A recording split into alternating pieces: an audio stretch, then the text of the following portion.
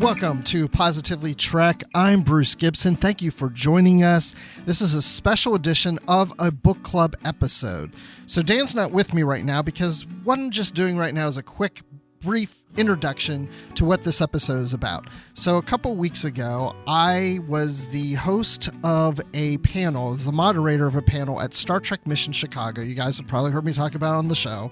And I reached out to Read Pop like months before this convention started because I felt like there should be a book and comics panel represented at the show.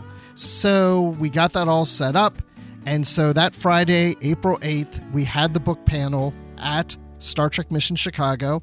And on the panel, of course, was myself along with authors John Jackson Miller, Dayton Ward, and then friends and fans of books. We had Jessie Earl and Chrissie De Clerck-Szilagyi, who, by the way, is the one who provided the audio of the panel that you're about to listen to. So, you know, we couldn't necessarily tap into the audio system, so Chrissie set up her equipment near the speaker. So, you know, the audio is not always going to be perfect. It's going to sound like you're in the room, actually. So turn those speakers up and enjoy this panel where we talk about the books from the last couple years and some upcoming books, including a big announcement that we made at the panel. So check it out and enjoy. This episode of Positively Trek is brought to you by our wonderful supporters on Patreon, including our Constitution class supporters Jim Stoffel, Joyce Marin, Carl Morris, Dave Garcia, Rick Young, Paul D. Kinnear, John Blaber, and Jessie Earl. Thank you all so much for your support of the Positively Trek podcast. If you would like to become a patron of the show, go to patreon.com/positivelytrek. You can get early access to episodes, exclusive content, shoutouts, associate producer credits, and more. Again, that's patreon.com/positivelytrek. Thank you once again. And now let's get back to the show. I'm so excited because I was at the IDW panel this morning and there are only 20 people, and I thought, well, if we can do half of that, I'll be happy. But we got more, so that's good. Yeah. What's that? You doubled it. I doubled it, even maybe more than doubled it, right? So welcome everyone to Trek Beyond the Screen. They told me to come up with an exciting title, and I thought that was exciting. So we're going to talk about Star Trek books and comics, which is some of my favorite things about Star Trek. And I'm Bruce Gibson. I'm on Positively Trek podcast where we cover books. So I do that with Dan Gunther. I've also co-hosted Literary Treks, and I still appear there because they can't get rid of me. And as you can tell, I love books. So let's work down and introduce yourself and tell us a little bit about yourself and if you've published or written anything. So I am Jessie Earl. Many people may know me as Jessie Gender on the YouTubes. I am technically a Trek author because I've written for Modifius, which is the Star Trek Adventures tabletop RPG. I wrote the characters for Discovery crew members and such on that, and then I've done unofficial Star Trek stuff on my YouTube page where I write about LGBTQ issues, social issues in Star Trek. But mainly my job here is to be a fan of all of these people's works and to be like, oh my gosh, you write Star Trek stuff, that's so cool. And that's my job. So. All right, well, hi, I'm Chrissie De Clerck-Szilagyi. I haven't really published anything Trek-wise, although, let me start over. I'm an historian by trade, Trekkie by heart, and so on the podcasts that I do, one is Infinite Diversity, we talk about New Trek. The other podcast I do is History with the Szilagys, and the 2 episodes this week were Trek related, so there's that. So I've written about Trek in that way, but nothing else Trek-wise. Anyway, this is exciting. I'm John Jackson Miller. I strip mine my childhood for a living. Doing a lot of work mining Star Trek, Star Wars, various other franchises. I have about 15 minutes I can do on the connections between Star Trek and Star Wars that I will spare you, but you can catch me at the table. And we need to mention that before we're over where we're all at, but probably at the end here. I have most recently, in addition to This novel's for, I did a Enterprise War novel for Discovery, the Georgiou novel, Die Standing for Discovery. Most recent Star Trek book out is Star Trek Picard Rogue Elements. That's Rios's, how Rios got the La Sirena. Most recent novel out, I can mention this at least, but the Star Trek Kenobi novel just got reprinted on Tuesday, so it's weird that the first place I have this is here. Heresy. Oh no, there is no conflict. Infinite diversity and infinite combinations, this all works. Hi, my name is Dayton Ward, and first of all, it's nice to see people again. You know, I see so many familiar faces from cons near and far right here. So I write a lot of Star Trek, probably more than is considered healthy. I'm also a consultant to Paramount's global franchise arm, working with the consumer products group. And to a much lesser extent, I do occasionally provide insight or questions or answers to questions asked by members of the different writing staffs on the different shows. My most recent infliction upon you all, the written word, is the first book in the Coda trilogy, which sort of brings the curtain down on the interconnected literary universe that we had created over a period of many years. Reactions vary. We'll see. I'm sure we'll talk about it at least once before it's over. Was it a curtain or a guillotine? What's the difference? It's a guillotine with a bow on it. Well, in some ways, it did destroy a great novel line that was running by Kirsten Beyer, which were the Voyager books, and this is the last one to come out. We're just going to review some of the books that have come out in the last couple of years. And unfortunately, Kirsten was going to come to the show and be on this panel, but she couldn't make it to Chicago. She found out I was going to be here. So then we called Dayton. He was the first. Anyway, so that's one of the things we could talk about. So I'm assuming, I know you both have read something. So what are your thoughts about the Voyager novels? I was just going to say, I think they're really, really wonderful. I think Kirsten does such a great job evolving the character. I mean, all of you have done such a great job in the literary verse that sadly is now over. But evolving the characters beyond where they ended in the shows and like bringing them to such a great conclusion. And this one specifically, I thought was just a really great send-off to Voyager crew, at least the versions of them that I don't think we'll get to see again. So, yeah. Yeah. I think it should be called the Pocket Universe. Yes, yeah. That's clever. That's everybody missed a bet on that. Pocket Universe, I remember that. Universe. Okay. No, I love the Voyager Post series. I really loved all of the Post series. I mean, what's not to love, right? So I did like how that got wrapped up. I'm kind of sad that we're not going to get the next one where it's, what happens when we get past the end of the book without giving spoilers. So. How many here have read the Voyager books? Okay. So the rest of you need to do that. Get on that. That's your homework. Go ahead and get started. We'll wait. But if you haven't read those books, maybe you read some of the TOS books that have come out the last few years here. And also to add to this, if you look at the two on the far right, those were Kelvin timeline books, which originally were supposed to come out a decade ago, and then finally got released now. So we've got both one universe and the other in these books. And Dayton has one of the books in here too. Agents of Influence. Right? Yes, I do. Is it good? Is that a good one? That was a good one. I think it's okay. I think it's a great one. I'm biased. We also welcome two authors to the Star Trek universe. And we have Cassandra Rose Clark and Alex White. They have both been on Positively Trek, by the way. Plug. And so we also got a TNG book that happens during the time of TNG, the series, and also another book that focused on Dax within the DS9 series. And then real quick, we also had Una McCormick writing two autobiographies, Captain Janeway and Mr. Spock.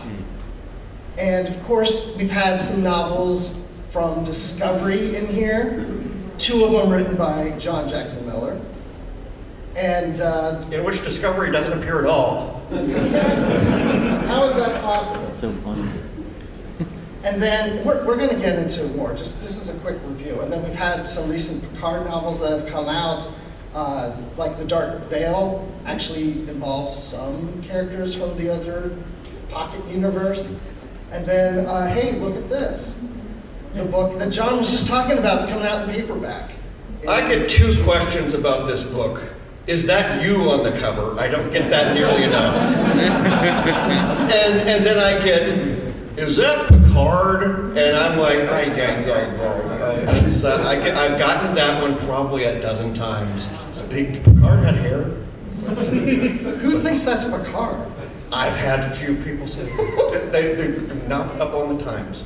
See, I just get lost in Crystal Ball's eyes every time I look at that cover. That's what I do. Yeah. Easy to do. Yeah. It's a delightful cover. It's a delightful book. It is. I've had more fun writing that book than just about anything. That's your longest, too. So far. So far. Moving right along, Coda, which ended that whole Pocket universe of Star Trek fiction for the last 20 years. Dayton, why? Why do this to us? Why not? Why not? No. It's a very complicated question with a very complicated and drawn-out answer. It's only how much time we have on this panel? So, basically, it was felt that we, with the new shows coming out, that the continuity in the novels needed to be paused. I mean, that was the original. I think that was the original word. But given the idea that they want the shows and the books to kind of harmonize with each other, the difficult decision was made to bring it all to a close. How we got there was a subject of much debate over many months. There were, friends became enemies, enemies became friends, shots were fired. It was a very animated conversation between the 3 of us and our editor before we arrived at what we ended up inflicting upon everybody. It was not undertaken lightly. It was not undertaken with any cynicism or hatred of the material. We were very deeply invested in the material. We wanted to bring it all to a proper conclusion. With high stakes, and the story had to matter. It shouldn't be. It should be a story with some weight to it. So it was a very difficult undertaking. It's not something I'm keen to do again. But I was glad to be a part of it. I hope we did it well. But ultimately, that's your opinion, not mine. I'd like to know opinions. What do you think of Coda? Or how do you feel about the universe ending that was created for 20 years? I mean, well, I was just going to say, as a fan who, I got into Trek right in Star Trek Enterprise era. So I got into it right when it disappeared on me forever. So it was a great time to be a Trek fan. But for me, the Pocket books were like the books that I look forward to. Like that was my Trek that I got to look forward to. So thank you for number one for that. Like that was my Trek for the longest time. It meant a lot to me. And so like to get to Coda, I was crying and I was angry and also like very appreciative of the ability to have this ending, as many Star Wars, you spoke about it in your prologue, as many Star Wars fans know, that universe got wiped away when Disney bought it. And so I feel seen. Yeah, it was hard to see that. And so this is at the very least, like, I felt like I got conclusion with these books, and it was not always my favorite thing. Some of my favorite characters had difficult endings, but I think I always appreciated the work that you put into it, and that the effort that was put into it, and the sense of finality that you were able to bring to it, and also I think to make it feel like, even though it will probably never ever get a mention on the shows themselves, it felt like it had weight on the shows. Like it actually felt like they had influence on what the shows were doing, and that they sacrificed themselves in true Trek spirit to perpetuate the universe that we're still watching today. So I very much loved it. Thank you very much. The thing that Star Trek has that Star Wars didn't, because I wrote the novel that rebooted Star Wars canon more or less, called A New Dawn. And the problem with that going in just very simply was they could not give J.J. Abrams a $1 billion movie where the opening crawl is 35 feet long and says that Han and Leia have 3 children, 2 of them are dead and 1 of them killed one of the other ones. They just weren't going to do it. But they didn't have time travel. They didn't have alternate dimensions. They didn't have anything else. And so, Star Trek has it, and Star Trek also has a tradition of doing finale episodes. Not started at the beginning, but later on. And so it made sense that they were able to do this. And it was, I mean, I'm a fan of the books going back to the 70s. I mean, that's how far back I go. I just dated myself, I'm sorry. So, I mean, when Pocket got the license, I was there day one. You know, from the motion picture novelization up to the latest release, I have bought them all. So, I had no dreams about contributing to this universe when I started writing, you know, years ago, more than I care to say out loud. But so to be in a position where we could help bring part of it to a proper, what we hope was a proper conclusion, was quite daunting. So yeah. These were, the post-series stuff was very important in those years that we didn't have the stories coming on television. And I'll echo, I do appreciate that it got brought to a conclusion as opposed to being forgotten. And I think there's going to be little bits and pieces that people pick up on. The showrunners right now are very attentive to that, and I'm appreciative of that. There's, in fact, if you go to, has anybody seen the Strange New Worlds exhibit that we have? So pay attention to the signage that is on the outside and the inside. You'll notice that a few characters have first names that they did not have before, and they are both pulled from the novels, including one very deep cut, which I was actually surprised. I didn't know that was coming. Go ahead. I would say my favorite's Una, named after the wonderful Una McCormick, Yes. who I adore. That was our tribute to Una, because we're all See, fans and admirers. The books matter. I'm telling you, because it builds this rich universe that the creators of the TV show can dive into and pull some things out, whether they give the authors credit or not. It happens, right? So there's things that I see in the new series that I go, wait, that reminds me of this book. Hey, that came from that novel. This came from a novel from the 1970s. I mean, it's all in there. It's just this rich Star Trek universe. Whether it's canon or not, whether it fits in the continuity or not, doesn't really matter. It's just great storytelling. And I didn't mind that the Coda universe exploded and exploded and everything else. Spoilers. Because that's what it is. It's the coda, you know? I mean, I'm not giving anything really away by saying that, because we know that there's an end to it, is what I'm trying to get at. But it doesn't matter, because the Star Trek universe continues on. The stories continue on. And what happened in that timeline still exists. Those books are still there to read today. I'm very passionate about this. I can tell right now, so we should probably move on. I mean, I'll echo the statement, and I'm not saying this just because I'm on a panel with people who have written these books, but legitimately, I've made the argument that I think the best Star Trek stories are in the novels. I think you are able to have more time to really flesh out the characters and delve into them. And this is not an insult on any of the shows, because I love the shows to death, obviously, but I think some of the best storytelling in the Trek universe is in the novels, whether it be all the way back to the novels in the 70s and get Spock Must Die and the insanity that is that stuff. So you can get the crazy weirdness, or you can get some really just storytelling that you didn't necessarily get to get in more episodic television like TNG.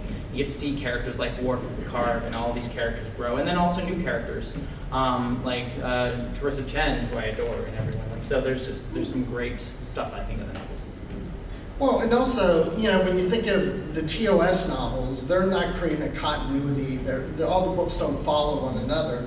And in a lot of ways, we're going back to that with DS9, probably with Voyager eventually.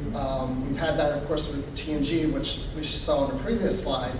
So it's kind of nice to go back to those days where maybe if you weren't following all those books in that continuity, you can now go into a new TNG book. I know that takes place during the series, and you didn't have to read a bunch of other stuff to get it.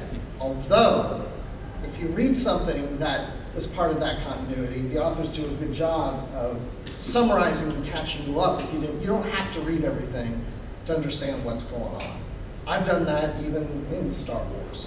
That's huge in itself, but the novels catch you up on that. So I'm in love. So, I love the books. So, anybody here haven't read Coda trilogy?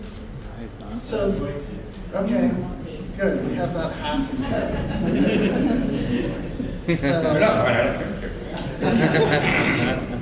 Actually, those who had your hand raised, raise your hand again. Hands again. Okay. Okay. You have not read it. Okay. Dayton, why don't you ask some kind of obscure Star Trek trivia question and give away this trilogy of books to those who have their hands raised? Oh, yeah. Okay, fine. And you have to raise your hand to answer the question. Just don't shout. Yeah, don't shout the answer. Let's just see what happens. All right, so off the cuff. All right.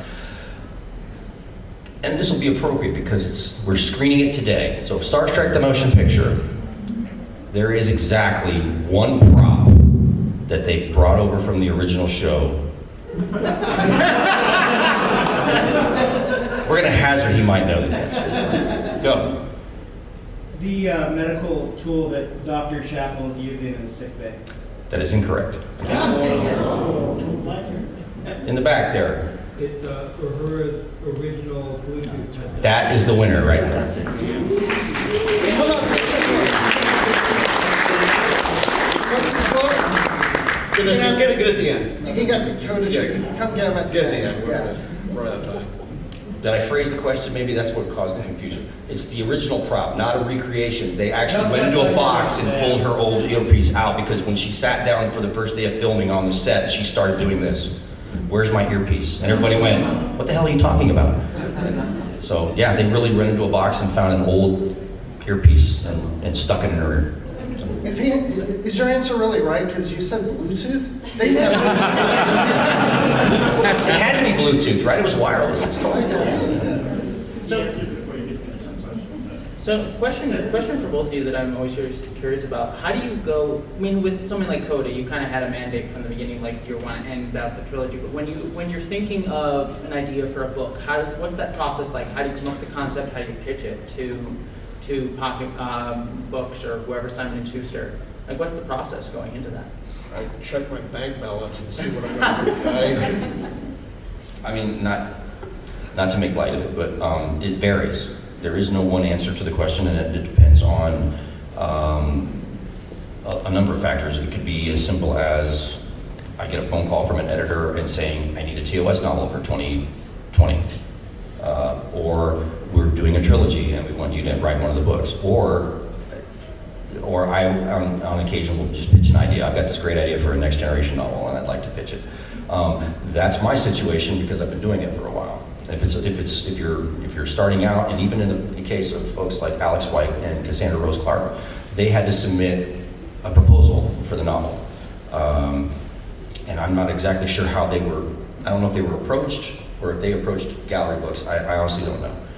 So they wrote a more detailed proposal, 10 or 12 pages, and then it got vetted by the editor, and then it was approved by the licensing office at Paramount. And then they were given the green light to write the manuscript. That's generally how the process works, but for those of us who've been doing it for a while, it's a little more loose than that. I did an interview with Alex, and I believe that they were approached. So that's okay. I want to say I believe you're right. I think another win that we've had in recent years is not only do we get these books, but we've also been getting them as audiobooks, which we hadn't been getting for a while. And I used to hear that all the time. When are we going to get audiobooks? Like I would know. I don't run the show. But do you ever work with the readers of the audiobooks? Not with the readers, with the producers. Karen Perlman, I'm constantly sending her pronunciation lists of everything. When I did the Prey trilogy, I worked with Felix Malman back with the Klingon. He teaches Klingon in Sweden. And so he sent an audio file, which was the pronunciations of everything, sort of like a Berlitz audio tape of well, you don't use it as it's said in the show because it's incorrect. Orion. But yeah,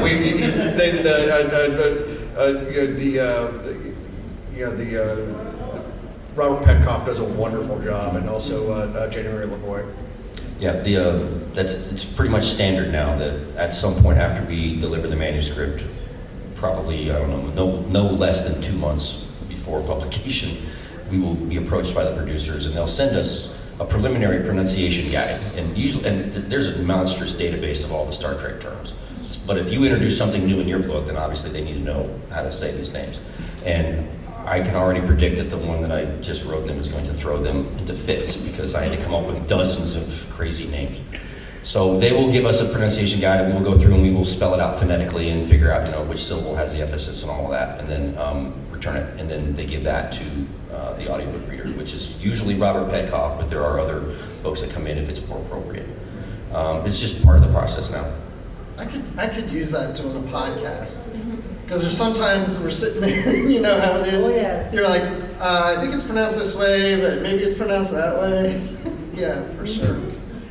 Well, not only that, audio dramas, that was introduced to Star Trek recently. We haven't had any of these in quite a while. So this was based on Star Trek Picard, No Man's Land, featuring Raffi and Seven of Nine.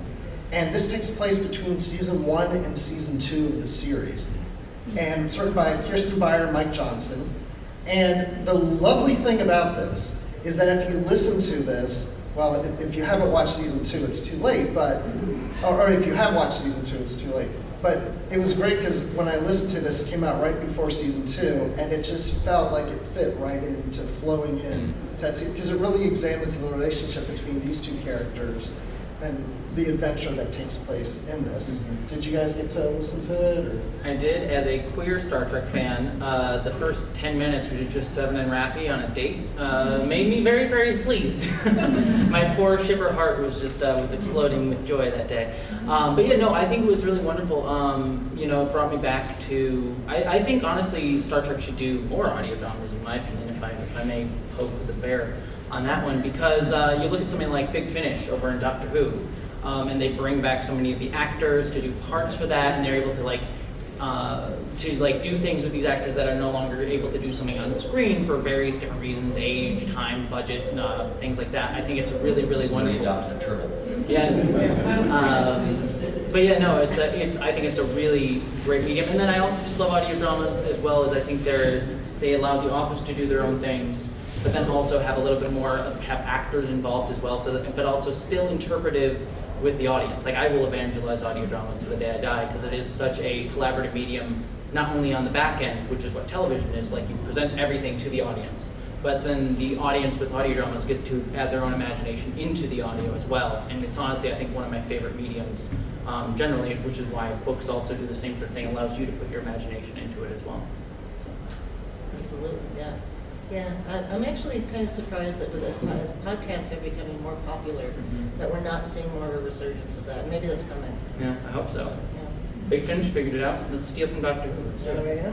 Yeah, those of you who haven't purchased this, please do, so we can get more.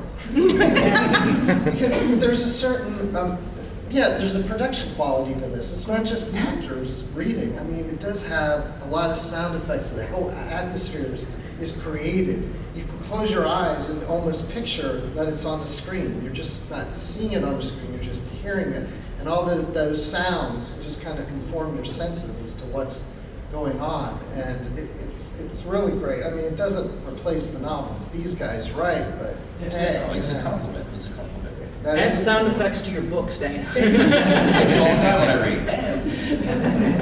And we have here live with, they're not live. Here are the two authors, Kirsten Beyer and Mike Johnston. Hi, I'm Kirsten Beyer, co-creator, writer, and producer of the television series Star Trek Picard. And I'm Mike Johnson, longtime Star Trek comics author. Together, we wrote the Star Trek Picard audio drama No Man's Land, a fully dramatized Star Trek adventure written and produced exclusively for audio. Features two beloved Picard stars in their iconic roles, Jerry Ryan as Seven of Nine and Michelle Hurd as Raffi, alongside a full voice cast. We can't wait for you to hear it. Check it out from Simon & Schuster Audio today.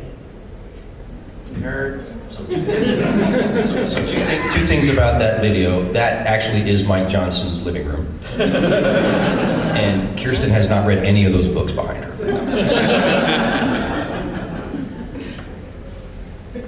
All right. Yeah.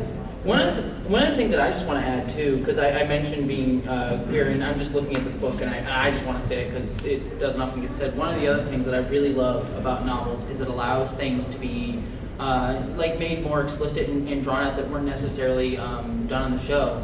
For those of you who don't know, I'm trans, and Alex White, who wrote this, is non-binary.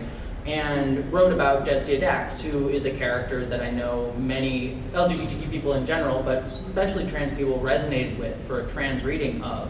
And so for me personally, to read this book was really wonderful because it was something that, like, Discovery today with characters like Gray and Adira is starting to do, like, really explore what that element of the Trek franchise meant to trans people. And so this book, getting to go back and do a little bit of, like, explicitly reclaiming that character for non-binary people in this novel. It meant a lot to me, and I know a lot of trans and non-binary people really appreciated it. So it's something that I just really appreciated about this novel in specific. But I also know, like, reading some of your novels, you've also made mention of, like, trans and non-binary people in your work and, like, other identities as well, which I've been very appreciative of, which is something that back during, for various reasons that we don't need to get into, but for various reasons in past Star Treks wasn't able to be made explicit for X, Y, and Z reasons. And so I appreciate that from the novel score, so, especially this one. So. Well, that's why it's sitting here. I know. Because you like it. Anybody want to hear about new stuff coming? Okay, so in May 17th, from Eagle Moss Hero Collection, they're publishing Star Trek Shipyards. They have several of these books. This is the Alpha Quadrant and Major Species, Volume 1 by Ben Robinson. So that's coming out in about a month and a half. Then there's kind of a gap for a while. I think it has to do with COVID and getting paper or something like that. I don't know, but something related to that. But then we've got a cookbook. Yeah, September 20th. As long as Neelix isn't making it. Now, I don't know any of the recipes yet or anything about this, but you know, I have a feeling that we all should take a chance at trying one of these recipes, each one of us, and comparing our stories. John, are you a good cook? I've been asked not to cook. I've been asked not to draw. I've been asked not to sing. And he was asked not to write the cookbook. Oh yeah. It's a cookbook. And then this has been previously announced, a new Star Trek Picard novel, Second Self, by Una McCormick. That's coming out September 13th. And it explores the character of Raffi, but also includes Elnor and Jean-Luc Picard himself. And it appears to take place right before Season 2 starts. Since they're part of the Starfleet Academy, they go on an adventure that involves Romulans, of course. Raffi and her Romulans. Yeah. Well, we know it's not during Season 2. No, I think it's like right before Season 2. I think they fly back to the future for a hot second, do the adventure, and then go back. Yeah, exactly. Yes. Exactly. We're ready for a novel announcement? Hit it.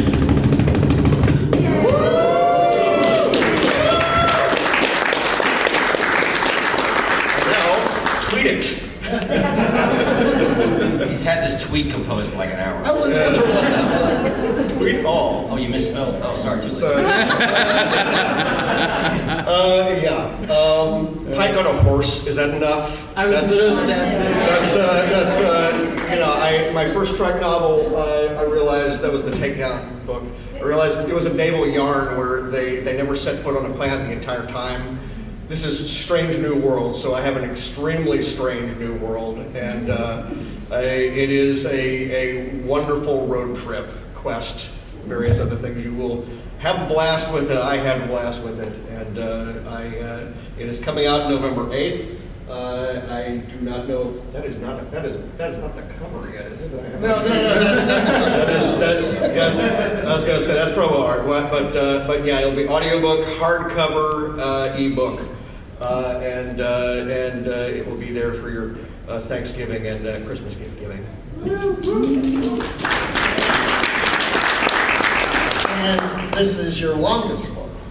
Slightly longer than Slightly longer, okay. So about We'll see what we're done editing it. So my pitch for your cover art should be like those romance novels where like his shirt is just open and he's like riding a horse. It would fit. There's a scene, isn't there? There are quite a few scenes. And if there isn't one, we can add one. So I have two questions for Yes. you. Does your book explore why Pike's hair is so fluffy? Call that the boiler effect. He's a long way from a hairdryer where he's at, I can say that. Okay. And then number two, more serious question, and this is for both of you. Like when you're working on books that are connected to these new series, how's the coordination with the show when you're trying to write? Well, we're working with Kirsten, and she's on the show, and Dayton is also working with Kirsten, and so Dayton's looking at these things too, and it's just another couple levels in there, and you know, it allows us to actually both write stories that will fit someplace that can have some relevance to the lives of the characters that are not going to be trod upon immediately, although, you know, one of the reasons that the books exist and one of the things the books are good at is we're very good at fixing things that happen later on, and that's another whole conversation as well. But you know, we're uniquely positioned to be able to you know, self-repair the continuity when we need to. Continuity putty. Yeah, there you go. Well, I mean, well, actually, this is my cooking phrase. I talk about us like we're bakers. You eat your mistakes. So if there's ever a continuity mistake, it's not a mistake. It's just an opportunity to tell a story around it. Oh, I love that answer, yes. Yeah. That sounds like life. Can you fix the continuity mistakes in my life? Yeah. No. Very good.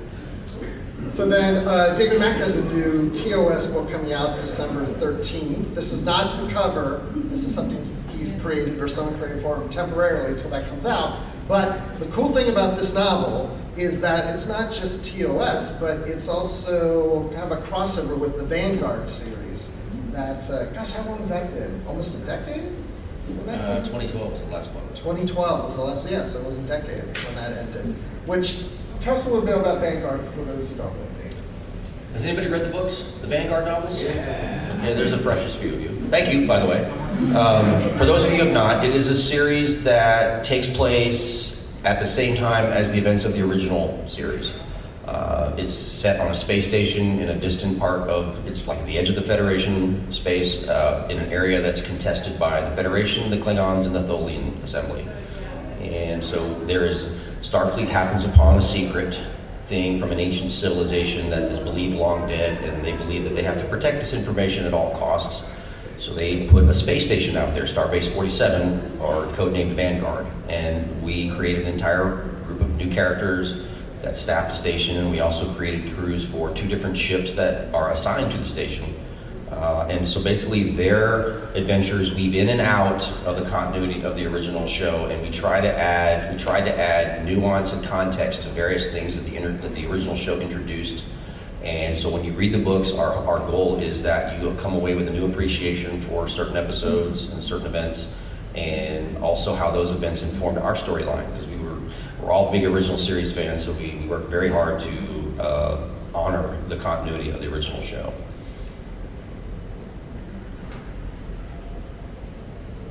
All right. Well, I'm excited because I didn't think we'd get I'm excited too. Really? It was a limited series. It only ran for 7 novels and a collection of short novellas, and that was by design. It was not meant to be open-ended. So we told our story, and we got in and we got out. We left it all on the field, we thought. And then apparently Dave's editors at Gallery Books asked him to write an original series novel with a tie to Vanguard, because the Vanguard ebooks are selling very well, apparently. Nobody told us, but hey, they are. So I guess he had a meeting with his editors, and they asked him to do this, and then he called me and said, hey, they want me to dip back into the Vanguard pool. Are you okay with that? I'm like, well, yeah, you co-created the series. If I can't trust you to do it right, I don't know who I can trust. So I'm as excited to read this as everybody else is. Yeah, and the secret books, and the 4 of those are kind of a semi-sequel. And actually, Agents of Influence is sort of a tie to... Yeah. That's true too.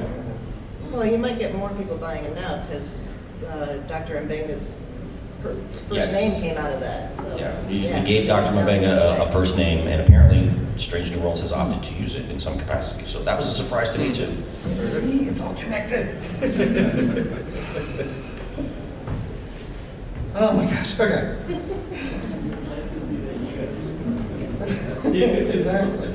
So, just a quick look at some of the comic lines that have come out of IDW recently. We did have a Voyager comic come out, Seven's Reckoning, and there was Hell's Mirror, of course, with Khan and the Mirror Universe.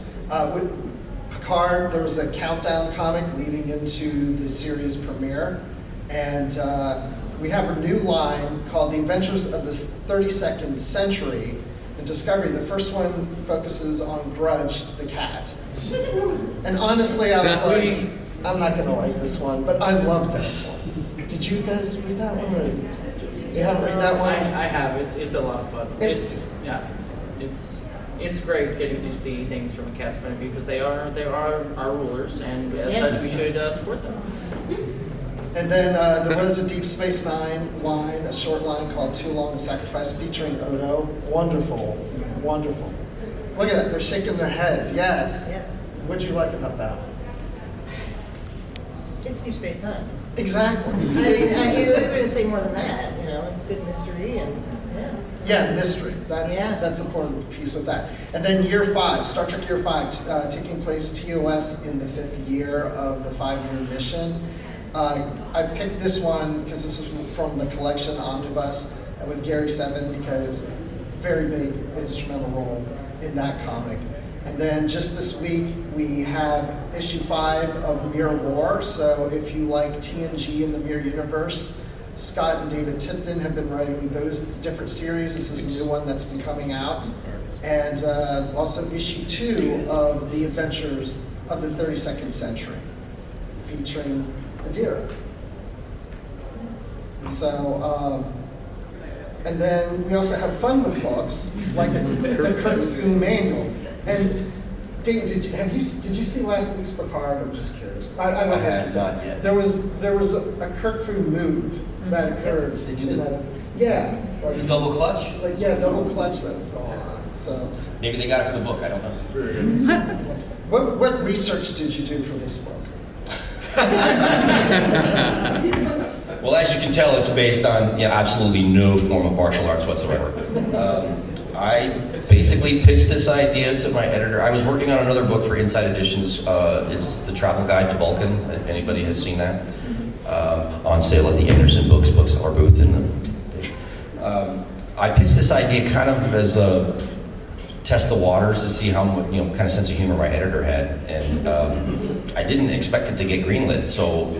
But he called my bluff, and so I basically sat down with the original show and I picked out my dozen favorite Kirk moves, including the one where he jumps off the wall and throws himself into the Andorian, which is it defies all known physics. I don't know how that works, but.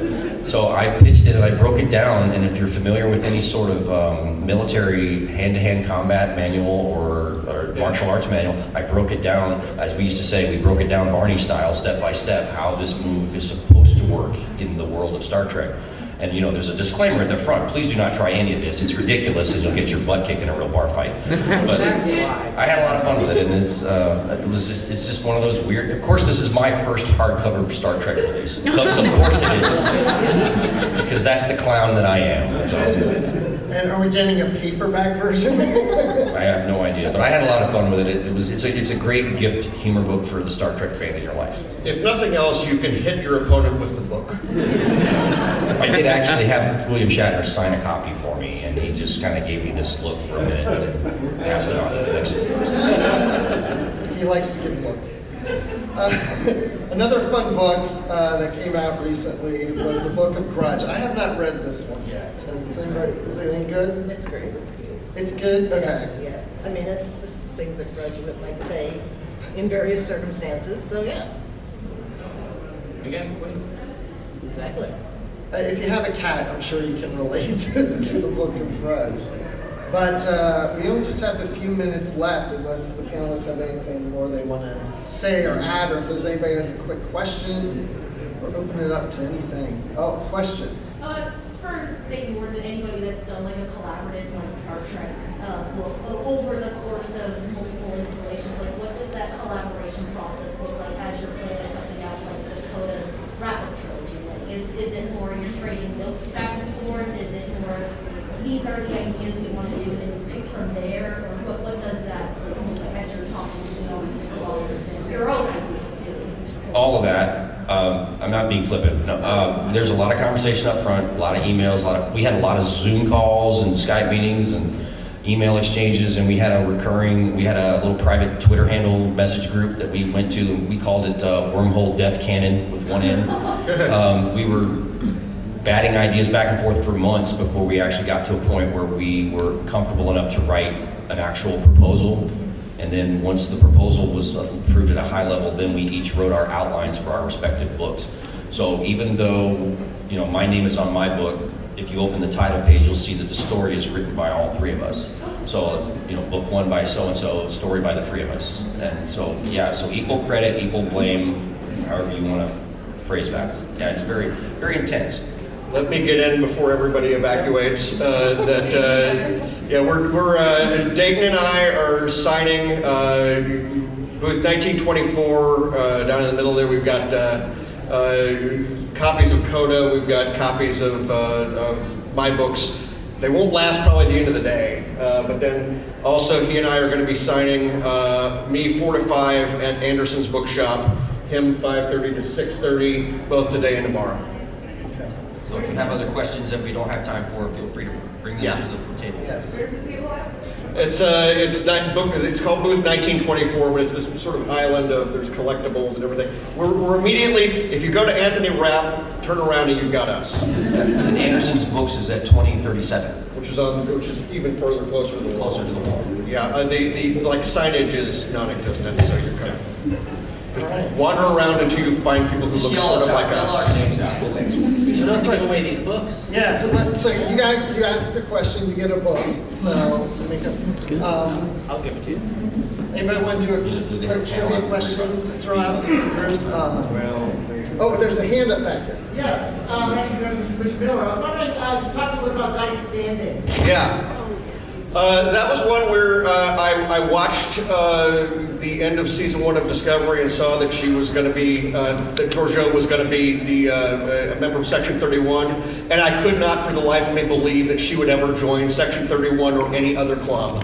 I thought the very first thing that she would do would be to try to recreate her own empire in our universe, and so what I did was I decided I was going to write a novel which was basically devoted to the fact that she had lost more than any person in the history of loss. She had lost control of the entire known universe, and so I did the inverse of the Kubler-Ross 5 stages of grief, where instead I can't remember the exact breakdown, but it was defiance, and then murder, and then plundering, and then destruction, and then vengeance. That was the 5 stages. And I basically took her through the steps that I felt were necessary to get her to be willing to play along in our universe. And that is one of the kind of things that I think about when I'm asked to figure out a novel. I was also wondering where the idea to control in Finnegan came from, and did the idea of sort of like, the little flashbacks in the two-parter to, I forget his name, but her mysterious compatriot, did that come from you, or did that come from the show? Did you put that in the Okay, the mysterious, the character from Discovery, that came from, Kirsten provided me with information about what was going on in the show. Finnegan actually came from you guys. They actually suggested there are a couple of characters that could be available that we could use. And when I heard that Finnegan was an option, I said, holy cats, because this was never an actual real character. And what blows me away about that audiobook is that January Lavoie is actually able to nail this character's Irish accent. He's a chaos demon. I love him. He's insane, and he's one of the most favorite characters that I've ever written. He actually quotes a Chumbawamba song, or actually he misquotes it because he doesn't know how to do it. We didn't clear the song anyway. So. That Jimmy Boy. But good question. Good question. If you want a novel, come up and get one. So, all right, that's about it. Thank you, everyone. Thank you for spending part of your day with us.